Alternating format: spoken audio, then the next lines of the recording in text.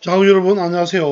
이번 시간에는 개인 금융에 대해서 학습하도록 하겠습니다. 먼저 개인 금융 설계와 그리고 생애 주기별 금융 목표 그리고 훌륭한 자산 운용 주치 FP를 만드나 그리고 펀드 보험행음 메이저 코리아 고령화가 뜻이다. 그리고 개인 포트폴리오의 구성 방법 그리고 끝으로 서민들의 재테크 전략에 대해서 이번 주와 다음 주에 수업을 하고 끝내겠습니다. 그리고 6월 10일부터 중간고사, 기말고사죠, 그죠? 그렇게 스케줄을 한번 잡아봤습니다. 먼저 우리가 개인 금융 설계에 대해서 살펴보겠습니다. 자, 이 개인 금융 설계는 통상 우리가 대부분의 초보 투자자들은 우리가 약간의 여유 자금 그리고 목돈이 생기면은 명확한 우리가 계획을 세우지도 않고 어떤 주식을 할까 또 어떤 펀드를 할까 그리고 ELS 주가 예계증권이죠. ELS 등 개인 금융 상품을 선택하는 게 좋을지부터 생각하기가 십상이죠. 그죠? 그리고 또 요즘 우리 흔히 얘기하는 주식 또 우리가 소위 어떤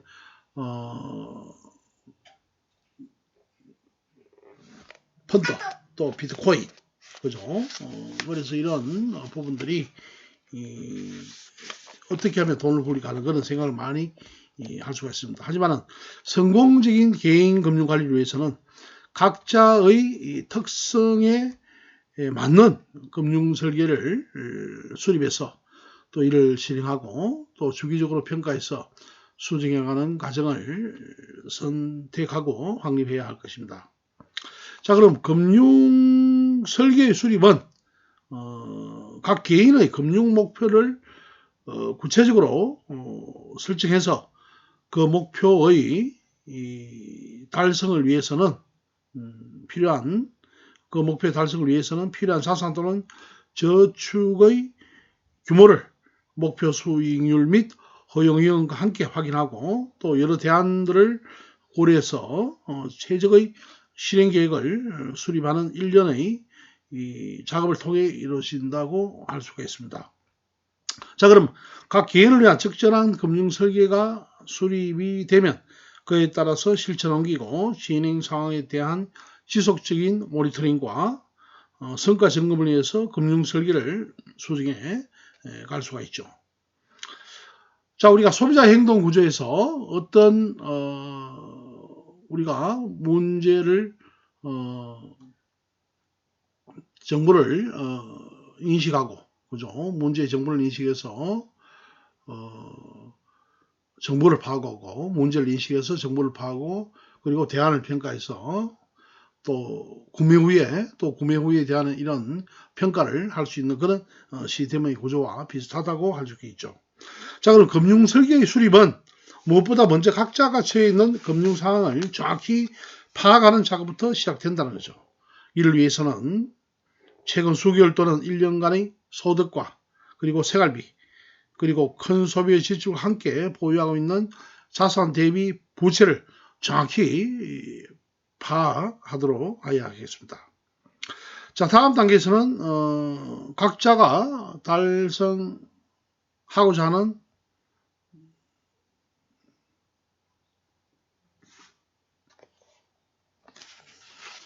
금융 목표를 구체적으로 설정하는데 은퇴 후의 생활 보장이라든지 또 주택 구입, 또 자녀 교육 등 일반적으로 제시되는 목표들도 있겠지만 각자의 가치관과 그리고 인생의 목표에 따라서 가장 달성하고 싶은 목표부터 우선순위를 정하는 것도 좋은 방법이다라고 할 수 있겠습니다.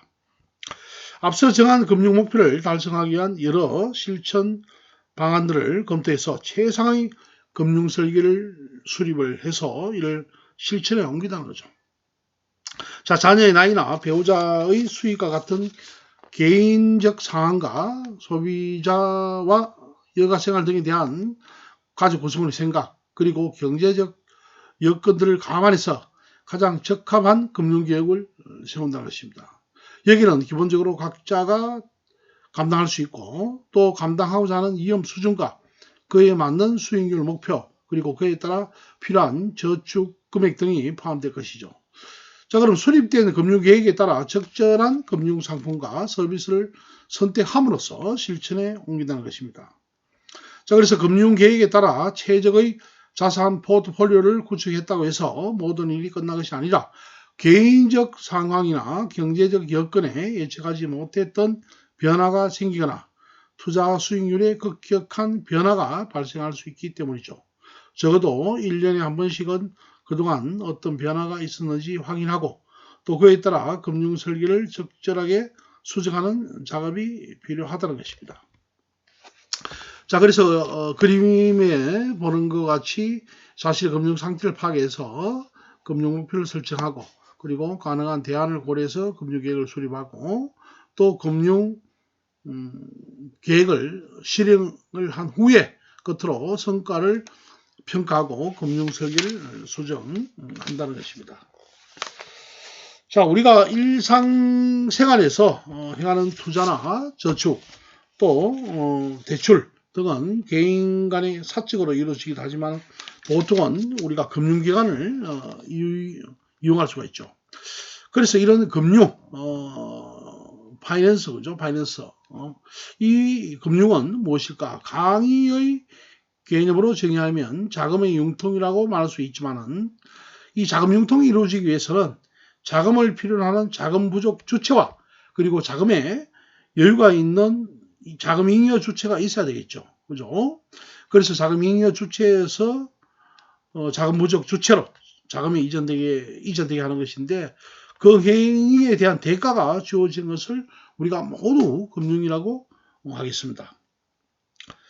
자, 그래서 우리나라의 금융기관은 은행, 비은행 시급기관, 금융투자업자, 또 보험회사, 기타 금융기관으로 구분할 수가 있다고 그랬죠. 그죠? 이거는 전번 시간에 우리 했던 것입니다. 복습하는 의미에서.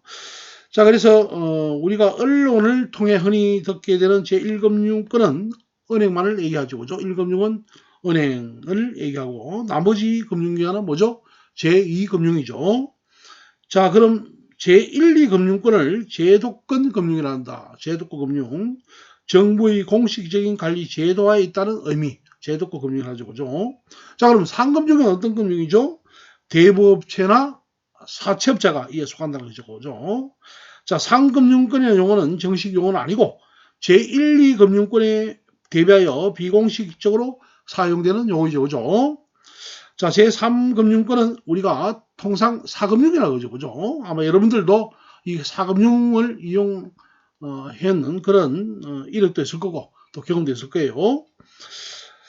자, 그리고 우리가 통상 제도권 금융에 속하지 않는 나머지 금융 역할을 하는 업체를 우리가 통칭한다. 상금융. 이들을 금융기관이 아닌 대법을 이용하는 일반 회사들이라 할 수 있겠습니다. 그래서 최근 언론에서는 소비자 금융이라고 표현하기도 하는데 이 용어에 주의할 필요가 있는데 마치 소비자들을 위한 금융기관으로 오해할 수 있기 때문이죠. 그죠? 자, 그래서 우리가 통상 1금융은 일반 은행, 우리가 시중은행 8개 기관이 있고 지방은행이 6개 있고 또 외국은행 지점이 38개 기관이 있고 특수은행은 우리가 한국산업은행, 한국수출은행, 또 중소기업은행, 농협은행 그리고 수협은행 등이 있죠. 그죠? 이런 수협은행이 있다. 그리고 비은행 취급 금융 예금 취급 기관으로 우리가 상호저축은행이 있죠. 상호저축은행 그리고 신용협동기구 신용협동기구에는 신용협동조합이 있고 또 새마을금고가 있고 또 상호금융이 있죠. 상호금융 그리고 우체국 예금이 있다. 우체국 예금 그리고 종합금융회사가 있고 금융투자업자로는 투자매매 중개업자가 있죠. 그죠? 국내 정권회사가 5개가 있고 55개 외국사 지점 11개 포함입니다. 그리고 선물회사가 5개가 있고 그리고 집합투자업자가 215개 투자 일임 자문업자가 179개 신탁회사가 56개 이 신탁회사는 은행, 정권, 보험, 부동산 신탁이죠. 자, 그리고 보험회사는 우리가 생명보험회사와 우체국 보험 또 공제기관이 있는데 또 손해보험회사는 생명보험회사는 전국에 우리가 25개 정도 있고, 또 선보사는 손해보험회사가 19개, 재보험회사가 10개, 보정보험회사가 3개, 외국사 지점 1개 포함입니다. 우체국보험 1개, 공제기관이 3개. 공제기관은 우리가 새마을공제, 수협공제, 신용공제가 있죠. 그리고 기타 금융기관은 금융지주회사, 은행 지주 7개, 비은행 지주 2개 등으로 나눌 수가 있다는 것입니다. 그리고 인터넷 전문 은행 2개사가 있죠. 그죠? 주식회사 K뱅크은행. 그죠? 우리가 블록체인 이 암호화폐 코인을 우리가 하려고 하면 아마 K뱅크에 입력을 해서 하는 K뱅크 은행.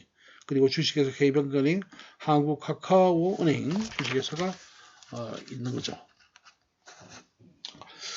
자, 그리고 예금은행은 다시 일반은행과 특수은행으로 나눌 수가 있죠. 그죠? 일반은행과 특수은행으로 나눌 수가 있다. 그죠? 일반은행과 특수은행으로 나눌 수가 있고, 또 일반은행은 은행법에 따라 설립되어 있는 업무를 영위하는 금융기관으로서 단기 예금 수입, 대출, 지급 결제 업무를 고용을 하고 있고, 우리은행, 국민은행, 신한은행, 하나은행 등과 같은 시중은행과 또 경남은행, 강주은행, 대구은행과 같은 지방은행, 시티은행, AHBC 등의 외국은행, 국내 지점 등이 있다고 알 수 있습니다. 자, 그리고 특수은행은 우리가 일반 은행이 재원, 채산성, 전문성 등의 제약으로 인하여 필요한 자금을 충분히 공급하지 못하는 특정 부분에 대하여 자금을 원활히 공급함으로써 일반 상업금융의 취약점을 보완하고 이를 통하여 국민경제의 균형적 발전을 도모하기 위하여 설립된 금융기관이죠. 특수은행으로는 한국산업은행, 또 한국수출입은행, 중소기업은행과 그리고 농업협동조합중앙회, 수산업협동조합중앙회, 신용부문 등 5개 금융기관이 있죠. 자, 특수은행은 우리가 각자의 설립금급법에 기초하여 설립되며 재원조달 면에서 예금 수입에 주로 의존하는 일반 은행과 달리 이 재정자금과 채권 발행에 많은 부분을 의존하고 있죠. 하지만 농협중앙회나 수협중앙회 등은 오래전부터 일반 시중은행과 유사하게 은행 업무를 볼 수가 있죠. 은행 업무를 볼 수가 있다.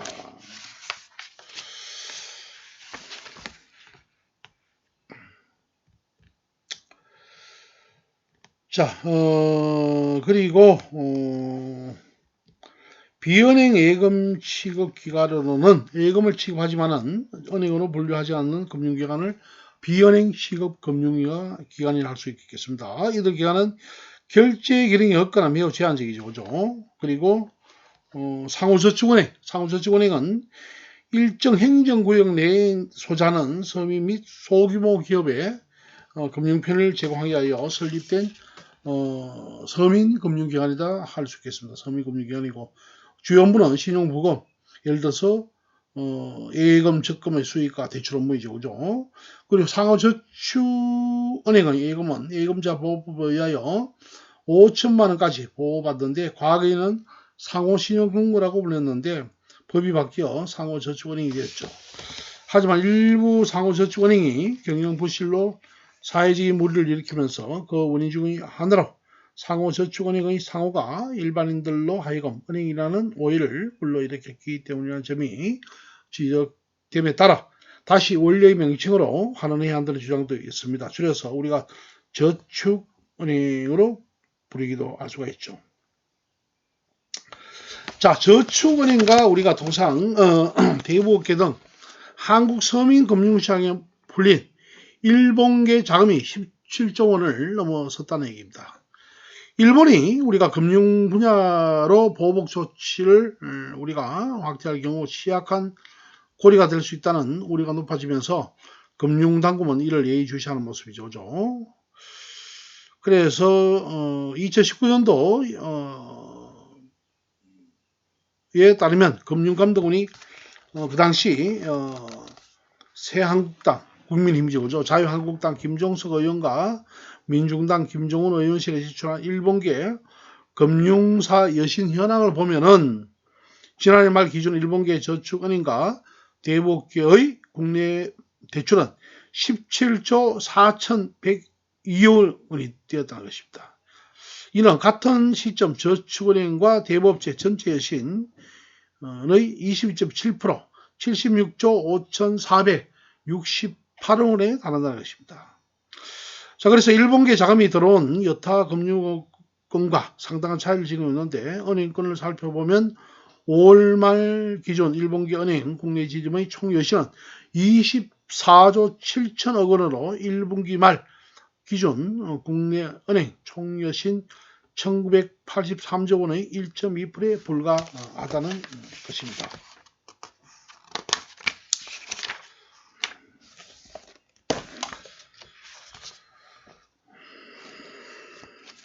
자, 은행의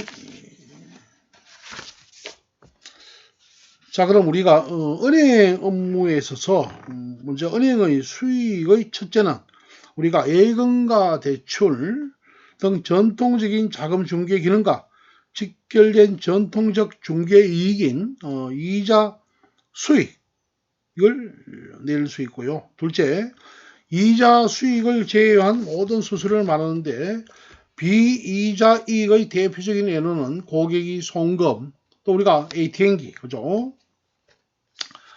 ATM기 이용 등의 대가로 지불하는 수수료가 있고, 주식이나 채권 투자로부터 얻은 수익도 비이자 수익에 속한다는 거죠. 자, 순이자 마진의 의미는 은행 등 금융기관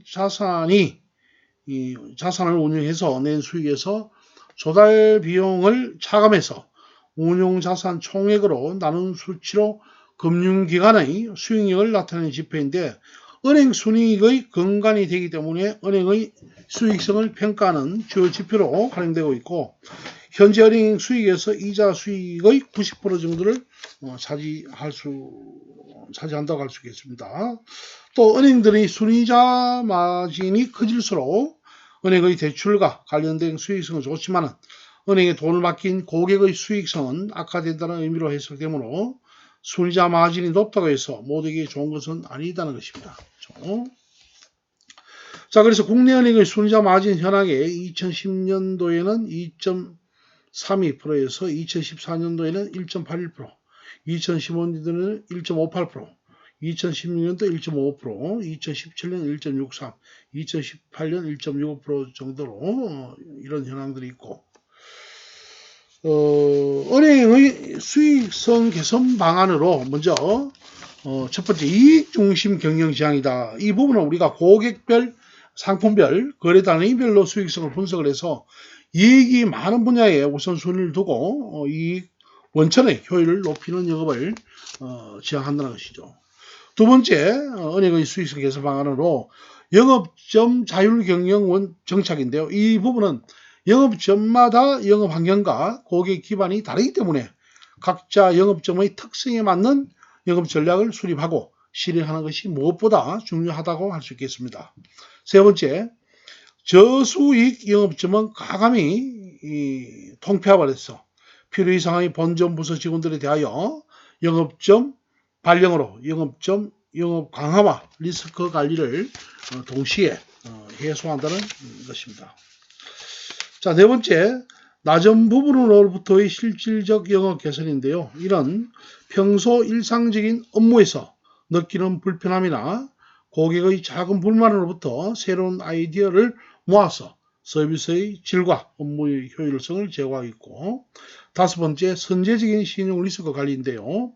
이는 이제껏 거래 기업에 대한 부실 지분을 인지해도 지점 개수의 유지나 여타 사유로 인하여 부실 위험을 방치하는 경우도 있지만 이는 손실을 초래하는 가장 큰 원인이죠. 그래서 적극적이고 선제적인 사후관리 의무를 강화해야 되는 것이고, 여섯 번째, 내부 프로세스의 지속적 업그레이드가 필요하다는 것입니다. 지속적 업그레이드가 필요하죠. 그죠? 그래서 하루가 다르게 바뀌고 있는 금융의 트렌드입니다. 이 금융 트렌드는 새로운 상품과 서비스에 대한 고객의 니즈를 만족시키기 위해서 주관부서는 창의적인 아이디어를 발굴 검토해서 실행할 필요가 있고, 또 새로운 금융 기법이나 혁신에 대한 진지성, 방향성 제고인데요. IP금융, 그리고 메신저 금융, 문화 콘텐츠 금융 등 새로운 금융 기법이나 혁신에 대하여 유연한 마인드로 안정성과 수익성을 극대화시킬 수 있는 방안 마련 및 실행, 그리고 신금융 패러다임의 발굴 및 수익화를 향상시키는 데 있다고 할 수 있겠습니다. 자, 그리고 우리가 금융기관에서 우리가 통상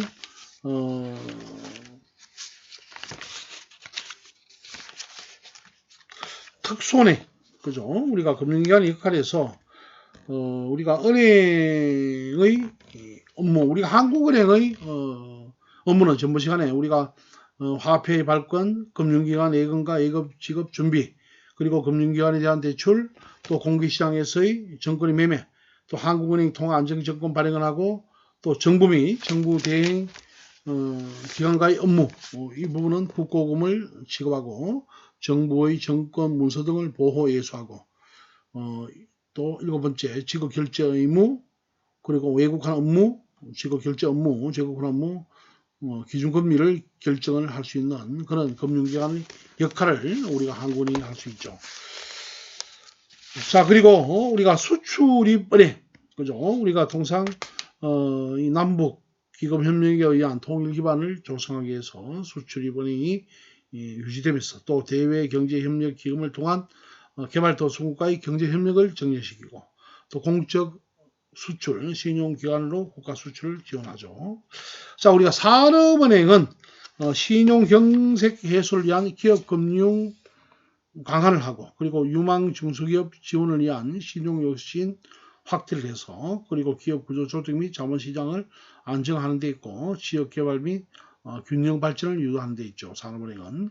자, 그리고 기업은행은 중소기업자에 대한 자금의 대출과 어음의 할인, 그리고 예적금 수입이나 유가증권이나 그 외 채무의 정서를 발행을 하고, 또 중소기업자의 주식의 응모, 또 사채의 응모, 인수보정, 또 내외국환과 보호예수, 그리고 국고 대리점, 그리고 6번째 정부 한국은행 및 그 외 금융기관으로부터의 자금을 차입하는 데 있죠. 그래서 이런 우리가 이 금융과 금융 시스템은 과거에는 식량이 세계 경제를 지배하지만은 오늘날에는 금융이 세계 경제를 지배한다는 마크 파버의 경제학자의 이런 멘트가 있죠. 자, 그래서 금융 시스템은 우리가 통상 저번 시간에 말씀드린 바와 같이 자금과, 이 자금이 혈액이라 그러면 금융기관은 바로 혈관이죠. 그죠? 그래서 금융시장은 사람의 인체에 비할 수 있겠습니다. 바로 이 부분들이 자금과 금융기관, 또 금융시장이 합해져서 이런 인체를, 이 금융시장의 인체를 그리면 이런 시스템들이 합해져서 금융시스템을 만들 수가 있죠. 그래서 이 금융시장은 자금의 수요와 공급이 만나서 자금의 대차 거래가 이루어지는 시장을 우리가 통상 금융시장이다. 자, 금융시장의 기능은 효율적인 자금 중개를 하죠. 그래서 거래 비용을 절감하고, 이 거래 비용 절감은 경제 주체들이 금융 거래를 하는데 탐색 비용과 정보 비용 등의 비용을 절감하고, 또 가격을 결정하고, 또 자산을 현금화한다. 이 자산 현금화는 바로 금융시장의 발전은 금융자산의 황금성도 높일 수가 있고, 금융거래 위험 관리를 하며 자금 운용 및 차입 기회를 제공할 수가 있죠. 잠시 쉬었다 하겠습니다.